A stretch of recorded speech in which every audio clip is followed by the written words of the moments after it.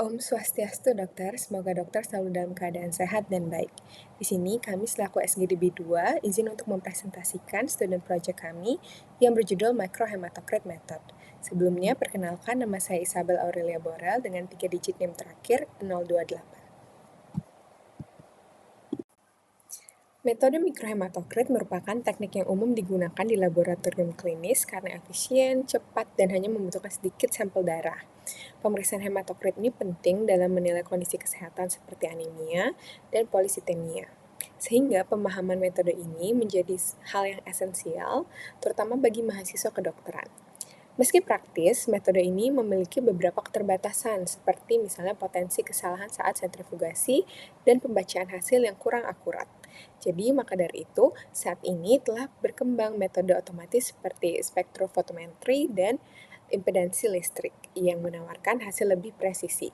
Karena itu, penting untuk mengevaluasi kembali relevansi metode mikrohematokrit dibandingkan teknologi modern agar pemilihan metode pemeriksaan lebih tepat sekaligus mendorong inovasi dalam praktik laboratorium. Baik, saya izin lanjutkan. Untuk itu, izinkan saya memperkenalkan diri. Nama saya Madera Naidewanti dengan 3 digit terakhir yaitu 026. Yang pertama, ada rumusan masalah yang terdiri atas apa yang dimaksud dengan hematokrit dan mengapa pemeriksaan hematokrit penting dalam penilaian kondisi kesehatan seseorang. Yang kedua, bagaimana rentang nilai hematokrit yang normal berdasarkan usia dan jenis kelamin. Yang ketiga, bagaimana prinsip dasar metode hematokrit dalam pemeriksaan hematokrit. Yang keempat, apa saja prosedur dalam pemeriksaan mikrohematokrit.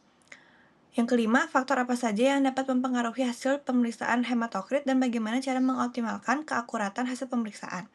Selanjutnya ada tujuan penulisan. Yang pertama, mengetahui arti dari hematokrit dan pentingnya melakukan pemeriksaan hematokrit untuk kesehatan. Yang kedua, menganalisis tentang nilai hematokrit yang normal berdasarkan usia dan jenis kelamin. Yang ketiga, menguraikan prinsip dasar metode mikrohematokrit sebagai salah satu cara pemeriksaan hematokrit. Yang keempat, memahami prosedur dalam melakukan pemeriksaan mikrohematokrit. Yang keempat, menganalisis faktor-faktor yang dapat mempengaruhi hasil pemeriksaan hematokrit baik dari segi teknis maupun kondisi pasien. Selanjutnya ada manfaat penulisan.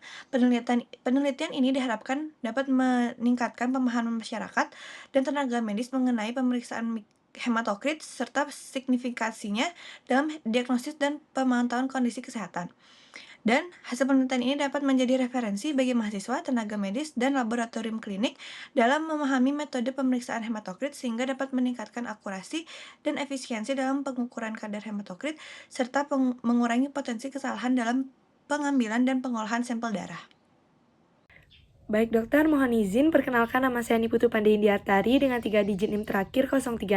Di sini saya mohon izin untuk melanjutkan mengenai konsep dasar mikrohematokrit, yang dimana itu merupakan metode pengukuran hematokrit yang menggunakan tabung kapiler kecil yang yang dimana nanti akan dilakukan sentrifugasi untuk memisahkan komponen sel darah merah dari plasma. Lalu, adapun definisi dari hematokrit sendiri itu merupakan proporsi volume sel darah merah atau eritrosit dalam total volume darah. Pemeriksaan hematokrit ini dilakukan dengan cara memisahkan komponen-komponen darah menggunakan sentrifugasi. Untuk nilai normal hematokrit sendiri itu bervariasi berdasarkan usia dan jenis kelamin. Untuk pria dewasa, nilai hematokritnya biasanya berkisar antara 40-54%, sedangkan pada wanita dewasa nilai normal hematokritnya itu sedikit lebih rendah, yakni 37-47%. Lalu pada bayi baru lahir, hematokrit normal itu dapat mencapai 55-68% dan cenderung menurun seiring bertambahnya usia. Karena pada anak usia 1-10 tahun, nilai hematokrit normal berada pada kisaran 34-40%. Sekian yang dapat saya sampaikan. Terima kasih dokter.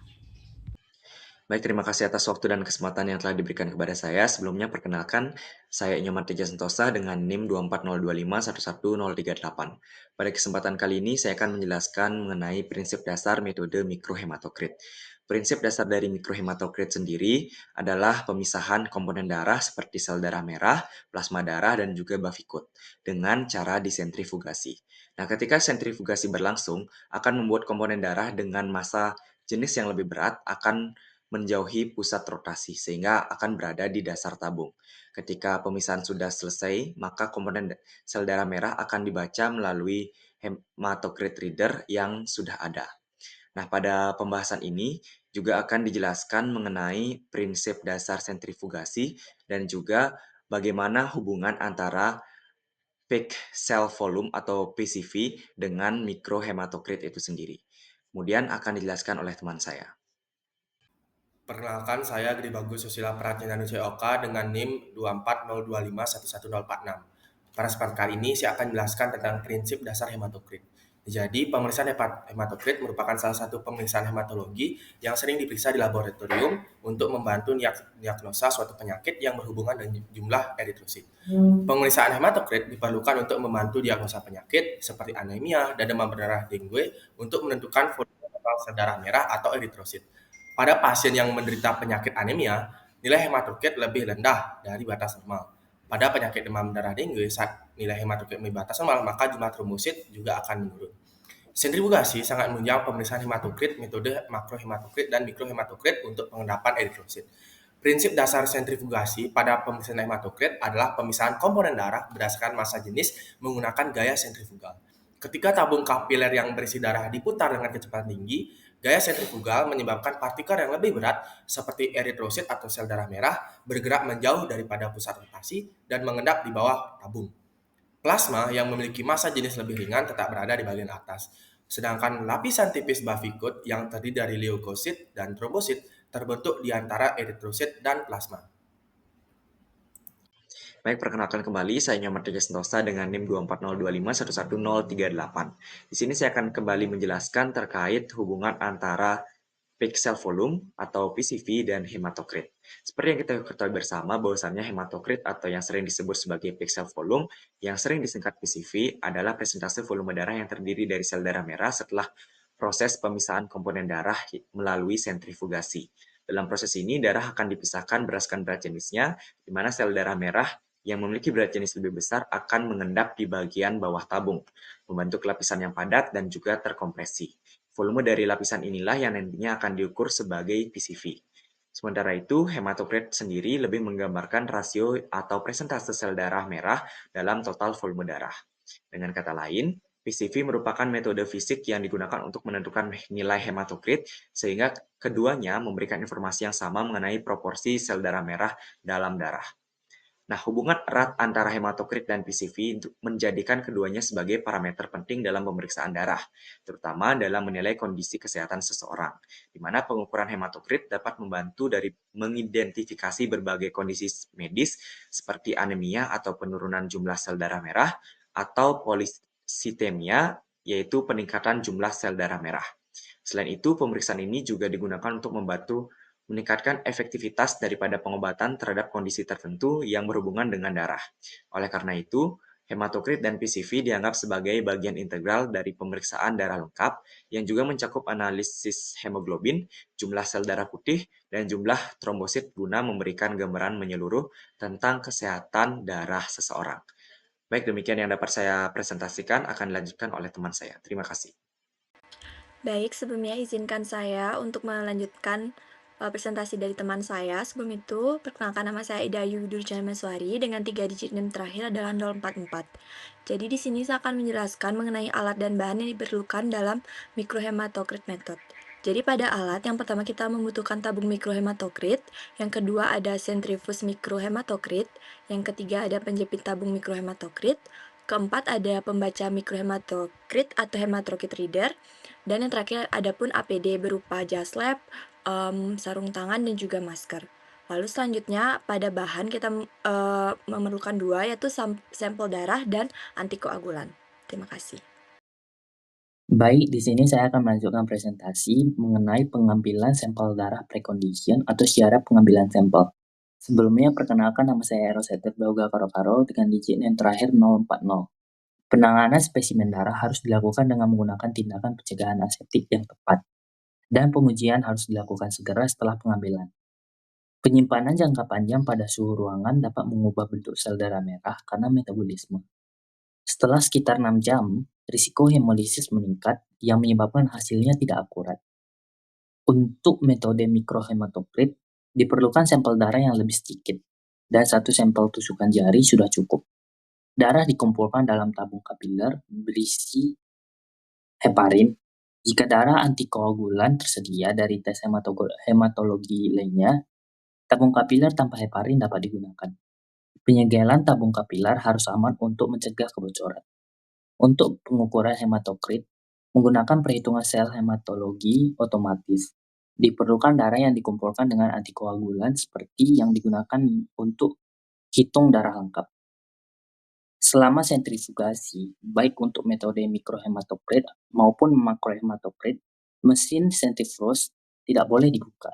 Menghentikan proses sentrifugasi akan meningkatkan kemungkinan hasil yang tidak akurat. Operator harus menunggu hingga sentrifugase benar-benar berhenti sebelum membuka tutupnya. Baik, di sini saya akan melanjutkan presentasi mengenai pengisian kapiler dan penyegelan. Waktu pengisian kapiler adalah teknik pemeriksaan fisik yang memberikan cara yang sederhana, andal dan cepat bagi dokter untuk menilai kecukupan perfusi perifer pada orang dewasa maupun anak-anak. Meskipun CRT atau capillary refill time memiliki variasi dalam pemeriksaan, standarisasi teknik ini pertama kali diperkenalkan pada tahun 1947 oleh Becker et al. Pemeriksaan melakukan penekanan manual pada permukaan ventral falang distal jari tangan atau kaki hingga dasar kuku menjadi pucat. Tekanan ini dipertahankan selama 10 detik, kemudian dilepaskan. Waktu yang dibutuhkan dalam hitungan detik hingga reperfusi terjadi dan warna normal kembali pada jari yang disebut sebagai CRT. Batas atas waktu normal untuk reperfusi adalah kurang dari 3 detik. Penilaian ulang CRT sebaiknya disesuaikan dengan kondisi klinis, namun pada pasien yang sakit kritis, pemeriksaan CRT dapat dilakukan sesering setiap 30 menit. Penyegelan kapiler dilakukan setelah proses pengisian sampel selesai untuk mencegah kontaminasi dan kebocoran. Selama tahap analisis, proses ini dilakukan dengan memasangkan ujung terbuka kapiler menggunakan nyala api pembakaran Bunsen hingga bagian kaca melunak dan tertutup secara rapat. Pemanasan dilakukan secara merata dan hati-hati guna menghindari keretakan yang dapat mengganggu kestabilan fisik kapiler maupun keakuratan hasil pengujian. Setelah proses pemanasan selesai, kapiler diletakkan pada permukaan tahan panas dan didinginkan pada suhu ruang hingga mencapai kondisi stabil. Keberhasilan penyegelan dikonfirmasi melalui pemeriksaan visual terhadap ujung kapiler. Kapiler yang tersegel sempurna tidak menunjukkan adanya celah, retakan, maupun indikasi kebocoran. Kapiler yang telah tersegel kemudian disiapkan untuk tahap analisis selanjutnya. Sekian dari saya, terima kasih. Baik, saya akan lanjutkan presentasi. Sebelum itu, perkenalkan nama saya Ini Mananta Wijaya dengan 3 digit NIM terakhir atau 36. Jadi pada kesempatan ini saya akan menjelaskan subbab yaitu mengenai sentrifugasi dan pemecahan hasil mikrohematokrit. Jadi untuk poin pertama ini adalah mengenai protokol sentrifugasi standar, yang mana pemeriksaan mikrohematokrit dilakukan dengan sentrifugasi pada 11.000 sampai 12.000 rpm selama 4-5 menit. Di mana durasi ini dianggap ideal karena mampu memadatkan eritrosit secara maksimal. Lalu mengenai variasi waktu sentrifugasi, yang mana hasil hematokrit bisa berbeda-beda tergantung lamanya waktu sentrifugasi. Untuk sentrifugasi 2 menit masih rata-rata hematokrit 37,87%, lalu 3 menit 37,57%, dan 4 menit 37,30%. Dan untuk hasil 4 menit hampir setara dengan kontrol, yaitu 5 menit sekitar 37,25%. Lalu mengenai teknik pembacaan hasil setelah sentrifugasi, darah terbagi menjadi 3 lapisan. Yang dari yang paling bawah itu ada sel darah merah, bavikot, dan plasma. Lalu untuk pengukuran halnya dapat dilakukan pada kolom sel darah merah tanpa menyertakan dari bavikot. Baik, selanjutnya mengenai sensitivitas waktu penanganan sampel, hasil tetap stabil dalam 3 jam pertama ada 35%, lalu mulai menurun menjadi 34% setelah 6 jam, dan 33% setelah 12 jam. Maka idealnya pemrosesan sebaiknya dilakukan kurang dari 6 jam. Lalu mengenai alternatif otomatis atau analyzer, di mana hematologi analyzer berbasis impedansi dapat menghasilkan nilai hematokrit tanpa sentrifugasi manual, di mana untuk alat ini cocok untuk laboratorium dengan beban yang tinggi. Untuk kesimpulannya, durasi sentrifugasi minimal 4 menit penting untuk akurasi. Pembacaan harus mengecualikan dari bavikot hanya untuk di RBC saja, sel darah merah. Lalu dan sampel sebaiknya segera diproses. Analyzer otomatis bisa menjadi solusi efisien di laboratorium besar dengan beban tinggi. Selamat siang dokter, mohon izin untuk memperkenalkan diri. Perkenalkan, nama saya Ana Agung Ketut Wahyu Triadi dengan 3 digit yang terakhir yaitu 042. Pada kali ini saya ingin melanjutkan dari materi teman saya, yaitu mengenai interpretasi nilai hematokrit. Yang pertama, nilai normal hematokrit. Kadar hematokrit normal tergantung usia dan jenis kelamin. Pria dewasa umumnya memiliki kadar 40 hingga 54%. Sedangkan wanita 30 hingga 48%, dan anak-anak 30 hingga 44%. Bayi yang baru lahir memiliki kadar yang lebih tinggi, namun akan menurun secara bertahap dalam beberapa minggu pertama kehidupannya. Lalu yang kedua, faktor yang mempengaruhi nilai hematokrit. Beberapa faktor dapat mempengaruhi kadar hematokrit, seperti transfusi darah yang bisa mengubah komposisi darah sementara. Pada ibu hamil, peningkatan volume plasma menurunkan kadar dari hematokrit. Sebaliknya, kebiasaan merokok dan PPOK cenderung meningkatkan kadar hematokrit. Yang ketiga, hematokrit tinggi. Kadar hematokrit dianggap tinggi jika melebihi dari 54% pada pria, 48% pada wanita, atau 44% pada anak. Penyebabnya antara lain itu adalah dehidrasi, polisitemia vera, penyakit paru kronis, kanker ginjal, dan mutasi gen JAK2. Kebiasaan merokok dan tinggal di dataran tinggi juga bisa berkontribusi dalam peningkatan nilai dari hematokrit. Selamat siang dokter, sebelumnya mohon izin memperkenalkan kembali, saya Ana Agung Ketut Wahyu Triadi dengan 3 digit yang terakhir yaitu 042. Izin untuk melanjutkan pembawaan materi saya sebelumnya. Yang keempat, hematokrit rendah. Nilai dianggap rendah jika kurang dari 40% untuk pria, 36% untuk wanita, dan 30% untuk anak. Hal ini bisa disebabkan oleh anemia akibat defisiensi zat besi, B12 atau folat, perdarahan kronis, gangguan sumsum tulang, penyakit ginjal, thalassemia, anemia sel sabit, lupus, ataupun kehamilan. Yang kelima, signifikansi klinis. Pemeriksaan hematokrit penting untuk menilai anemia, dehidrasi, hipoksia, dan penyakit kronik lainnya. Nilainya mencerminkan status hidrasi, serta membantu dalam evaluasi terapi, seperti pengobatan anemia atau pemantauan pasien kanker. Tes ini juga bermanfaat dalam screening kesehatan rutin. Yang keenam, kesimpulan. Interpretasi nilai hematokrit harus disesuaikan dengan kondisi klinis pasien. Pemahaman terhadap penyebab naik turunnya kadar ini sangat penting untuk diagnosis dan terapi yang tepat. Tes ini membantu tenaga medis dalam pengambilan keputusan secara akurat dan efektif sehingga bisa meningkatkan dari keberhasilan terapi pada pasien. Sekian dari saya, terima kasih. Baik, di sini saya akan memberikan presentasi. Sebelum perkenalkan, nama saya Komang Ayu Adila Percayani dengan 3 jam terakhir adalah 034. Di sini akan mempresentasikan mengenai faktor yang mempengaruhi hasil pemeriksaan. Yang pertama itu adalah kesalahan teknis dalam pengambilan dan pengolahan sampel. Yang pertama adalah kecepatan sentrifuge dan waktu sentrifuge, di mana pengaturan kecepatan dan waktu sentrifuge yang sesuai dapat memaksimalkan pemadatan dari eritrosit.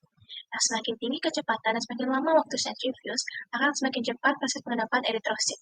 Sedangkan semakin rendah kecepatan dan juga semakin singkat waktu sentrifuge, maka semakin lambat pengendapan dari eritrosit.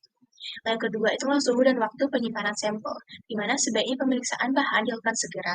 Namun jika perlu ditunda, sampel harus disimpan pada suhu 4 derajat Celcius selama 24 jam untuk mendapatkan nilai hematokrit yang lebih tinggi. Yang ketiga adalah pengambilan sampel darah yang tidak benar, di mana penyimpangan ini dapat dihindari dengan pengendalian teknik seperti memastikan penampungan sampel dilakukan dengan benar agar tidak menyebabkan hemokonsentrasi. Lancet juga digunakan itu harus tajam dan juga cukup dalam. Lalu yang kedua itu adalah pengaruh dari kondisi pasien, di mana perubahan posisi tubuh selama proses pengambilan sampel dapat mempengaruhi hasil pemeriksaan tertentu. Sampel yang diambil saat tubuh dalam posisi duduk cenderung memiliki kadar sel-sel darah yang lebih tinggi dibandingkan dengan sampel yang diambil pada saat posisi berbaring.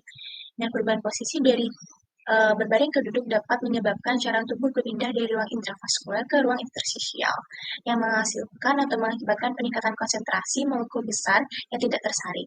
Dengan demikian, pergerakan tubuh antara kedua posisi tersebut dapat mempengaruhi pergerakan cairan tubuh dari ruang intravaskular ke ruang interstisial. Sekian dari saya, terima kasih. Izin melanjutkan presentasi, dokter. Perkenalkan, nama saya Nimade Desia Widya dengan 3 digit NIM terakhir 048. Di sini saya akan memaparkan kelebihan dan juga kekurangan metode mikrohematokrit. Baik, akan saya mulai dari kelebihan metode mikrohematokrit terlebih dahulu. Yang pertama, volume sampel yang digunakan lebih kecil dibandingkan makrohematokrit. Untuk metode mikrohematokrit, pada metode ini hanya diperlukan sampel darah yang lebih sedikit, yaitu sebesar 1 tusukan di jari ataupun pengambilan darah periper. Metode mikrohematokrit darah ini dapat diambil dan dimasukkan ke dalam tabung kapiler, yang biasanya ukurannya itu ada di 75 mili dan berdiameter 1 mili. Sementara, untuk metode makrohematokrit menggunakan darah yang dimasukkan ke dalam tabung hematokrit Winthrop hingga tanda 1000 mili dan juga menggunakan pipet Pasteur. Yang kedua, mikrohematokrit memerlukan waktu yang lebih singkat. Pada makrohematokrit, tabung Winthrop memerlukan waktu selama 30 menit dengan kecepatan 3000 rpm untuk sentrifugasi. Sementara, pada metode mikrohematokrit hanya memerlukan waktu 4-5 menit dan tabung disentrifugasi pada kecepatan 11.000 hingga 12.000 rpm. Yang ketiga, meminimalisir kesalahan pada hasil. Dalam metode makrohematokrit terdapat peningkatan jumlah plasma yang terperangkap, yaitu kurang lebih 2% dalam kemasan sel darah merah atau packet RBC. Hal ini berpotensi menghasilkan hematokrit yang lebih tinggi. Faktor ini diminimalkan dengan metode mikrohematokrit, di mana jumlah plasma yang terperangkap lebih sedikit karena diameter tabung kapiler lebih kecil daripada diameter tabung Winthrop untuk hematokrit makro. Darah yang dikumpulkan dari sumber yang berbeda juga dapat menunjukkan variasi.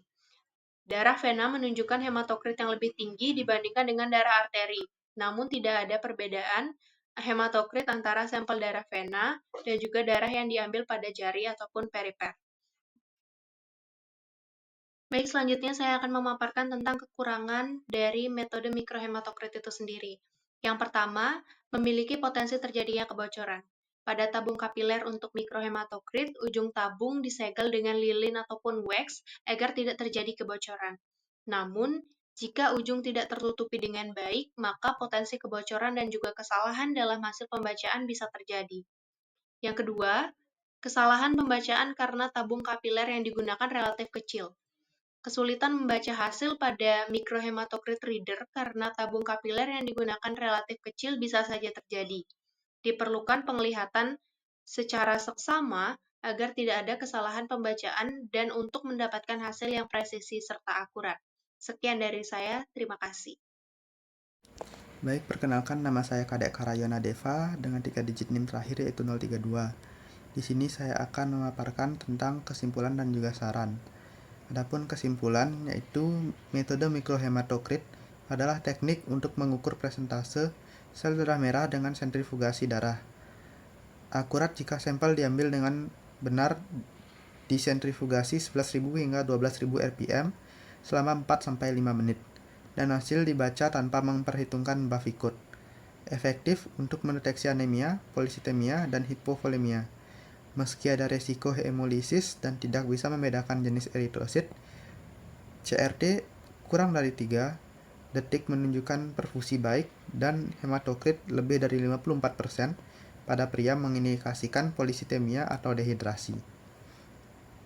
Adapun juga saran yaitu untuk meningkatkan akurasi metode mikrohematokrit diperlukan standarisasi waktu dan kecepatan sentrifugasi serta pelatihan rutin dalam pembacaan hasil, terutama dengan alat digital.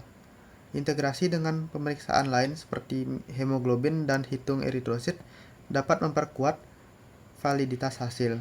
Inovasi seperti tabung kapiler, berindikator visual dan Sistem kontrol kualitas berbasis perangkat lunak juga mendukung efisiensi. Sampel sebaiknya disimpan kurang dari 6 jam pada suhu 4 derajat Celcius untuk mencegah kerusakan. Dengan langkah-langkah ini, mikrohematokrit tetap menjadi metode screening yang cepat dan ekonomis, terutama di fasilitas dengan sumber daya yang terbatas.